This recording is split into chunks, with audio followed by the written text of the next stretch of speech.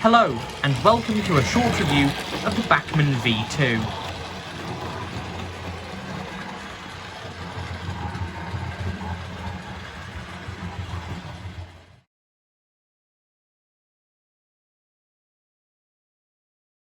So this is not the first V2 I've owned. For a brief time I had a BR Black one, but the split axles had failed on it, and it was listed as in running condition, though it wasn't. And that's what happens when I apply power. What I think the listing meant was good runner 20 years ago when it was put away, and since then the metal's gone in the axles and they've cracked.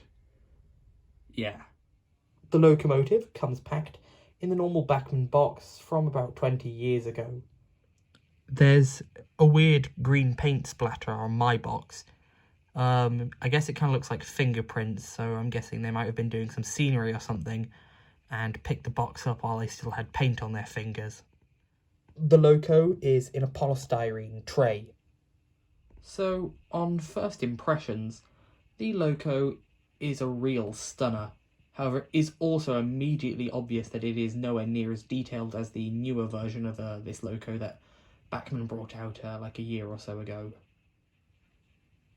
So the Loco only has a moulded smokebox dart, and I feel that in some areas the moulded detail is quite chunky.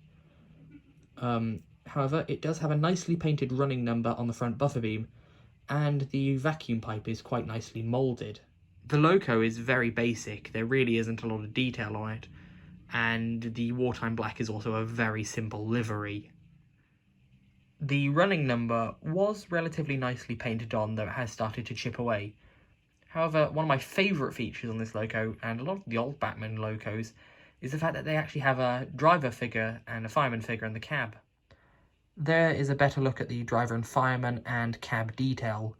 I think the cab detail is actually okay for an older Loco. There is some relatively nice detail on the tender, such as the brake wheels. I personally feel that the coal is a bit too chunky, and that the quality of the moulding here is quite low.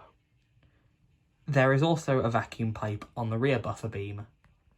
So on eBay, I see these going from anywhere up to £100 to as low as £40. Now, it's okay for 40 quid. It's a much older Loco and the detail really is rather lacking. But if you can get them cheap, they are quite nice.